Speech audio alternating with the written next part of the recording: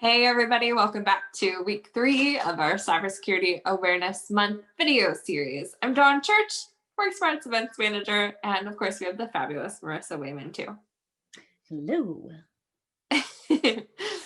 Okay, so there was this big thing that happened earlier this year. I don't know if you've heard, but it meant everyone started working from home kind of overnight. And, here we are still 7 months later, mostly all working from home. So that shift to remote work, home office work, caused some cybersecurity problems, in particularly because it kind of happened overnight. Why? Well, because our home networks are not as protected as our office networks. But the thing is that we're still accessing that same data that we were accessing in the office. We're just accessing it now via cloud-based applications and tools like remote desktop. However, our home offices are easily haunted by hackable technologies like our refrigerators and our remote vacuum cleaners and Alexa devices and all of these things because they are connected to the internet now.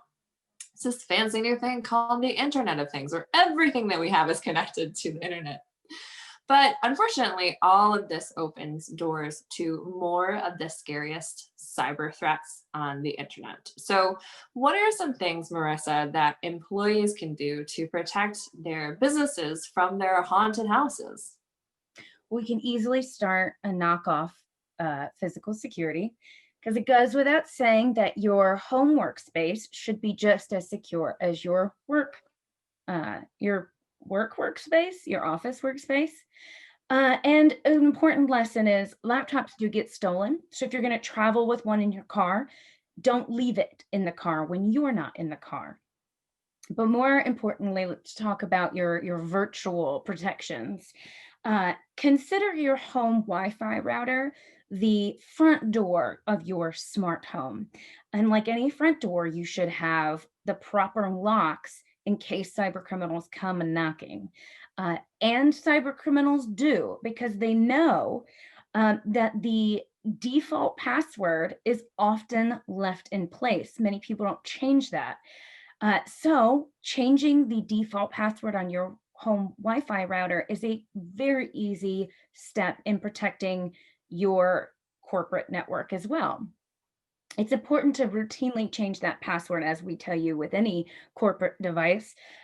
You never know which ghostly neighbor is going to try to steal your free Wi-Fi.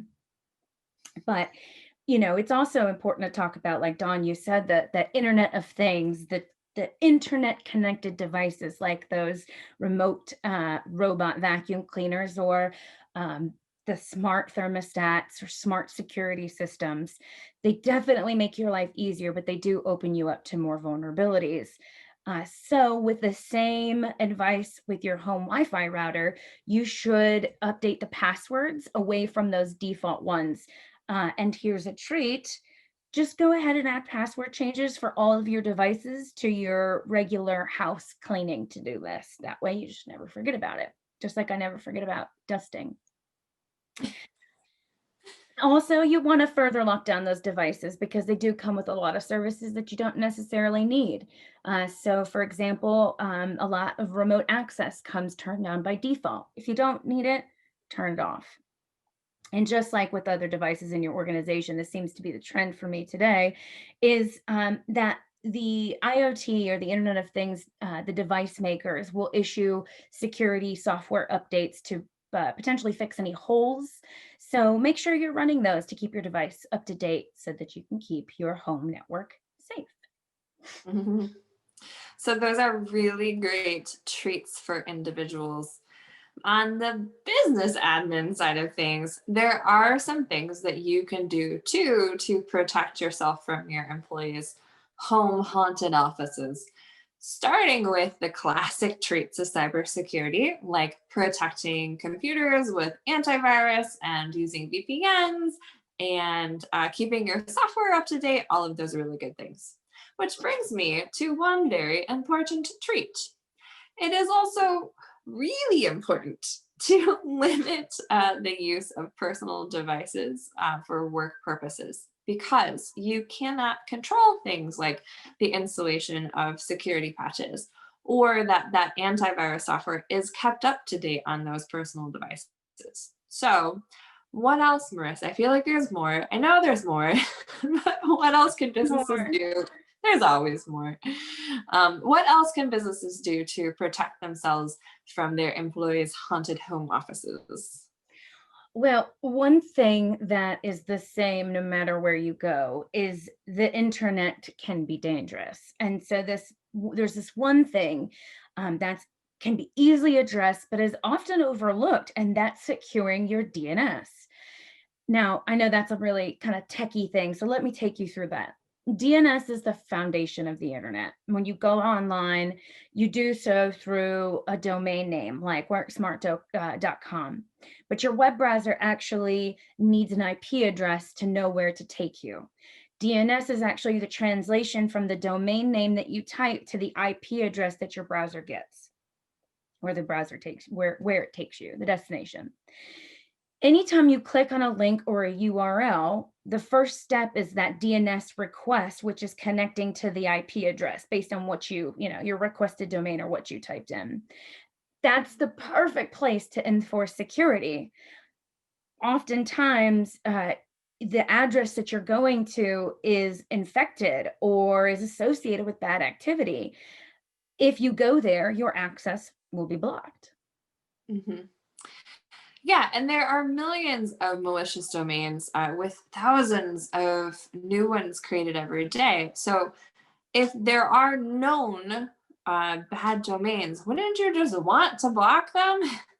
Yes, and DNS filtering makes it that easy. And the other thing is that a concern with DNS is that the cyber criminals are using it more to actually carry out their attacks or to spread their malware. And a perfect example is ransomware, kind of like data theft and how that works. It uses DNS to communicate back home to what's called a command or a control center, where it will receive the instructions for what to do next. Detecting and blocking that unauthorized communication is going to be a really big deal in preventing data theft or unauthorized encryption.